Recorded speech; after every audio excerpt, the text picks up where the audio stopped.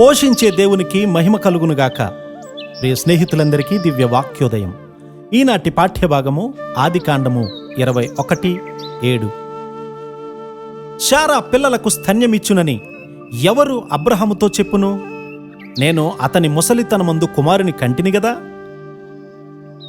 విశ్వాసము కలిగి ఉన్నటువంటి గృహాల్లో పెళ్లి చేసుకోవడం దేవుణ్ణి సంతోషపెడుతుంది. అదే విశ్వాసపు మెట్టులో లేనప్పుడు అపాయం కూడా సంభవిస్తుంది.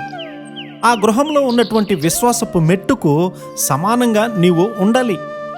పైవేషాన్ని, సౌందర్యాన్ని, ఆ గృహం నుండి లభించే వాటిపై మనస్సు ఉంచకూడదు. దేవునితో నిబంధనలో అబ్రహాము గారి యొక్క కుటుంబము ప్రవేశించింది. అడిగినవి దేవుని యొద్ద నుండి పొందుకున్న తరువాత కొందరు దేవుణ్ణి మర్చిపోతారు.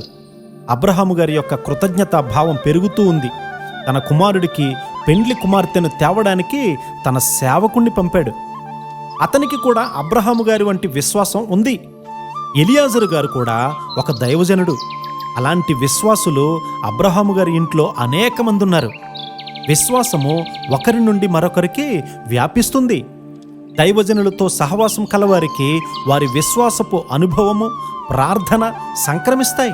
ఒకరి ప్రయాసం వల్ల మన మందిరము వృద్ధి చెందలేదు. అందరి విశ్వాస బలాన్ని బట్టి ఈ మందిరము కట్టబడుతూ ఉంది. అబ్రహాము గారు అలా ఉండకుండా దేవుడు అడిగినప్పుడు తన కుమారుణ్ణి అర్పించడానికి సిద్ధపడడం ద్వారా విశ్వాసంలో బలపడ్డాడు. పూర్తిస్థాయి విశ్వాసంలో చేరుకున్నామని మనం ఎప్పుడు కూడా అనుకోకూడదు.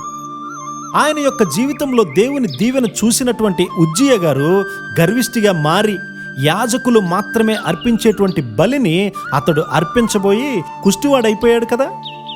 కృతజ్ఞత లేనటువంటి స్థితి అపాయకరమైనది. జాగ్రత్త. ఒక్క రోజులో మన మందిరము కట్టబడలేదు. కృతజ్ఞత కలిగి ఉండడం నేర్చుకోవాలి. పౌలు గారికి ఆ విధమైనటువంటి గ్రహింపు ఉండేది. అందరికన్నా అధికంగా ప్రయాసపడినా కూడా దేవుని కృప వలనే అని ఆయన మాట్లాడుతూ ఉన్నారు. ఆయన యొక్క విజయ రహస్యం అదే. ఎల్లప్పుడూ కూడా దేవుని యొక్క కృపను గుర్తిస్తూ ఉండేవాడు.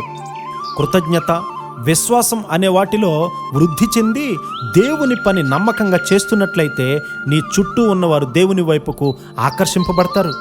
ఆయన కృపల నిమిత్తము శారా గారు కృతజ్ఞత కలిగి ఉంది. ఇస్సాకు గారు జన్మించిన తరువాత అబ్రహాము గారు దీనత్వములోను, కృతజ్ఞతలోను, విధేయతలోను, నమ్మకత్వములోను క్రమంగా వృద్ధి చెందాడు కదా. దేవుని ఆత్మచేత పురికొల్పబడినటువంటి అన్యోన్యత గల భార్యాభర్తలు వీరు.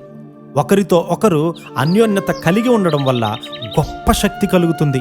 అలాంటి గృహాలు ప్రపంచానికి ఆశీర్వాదాలను తీసుకుని వస్తాయి. అట్టి కృపాధన్యత మన కుటుంబాలకు దేవుడు అనుగ్రహించునుగాక. ఆమేన్.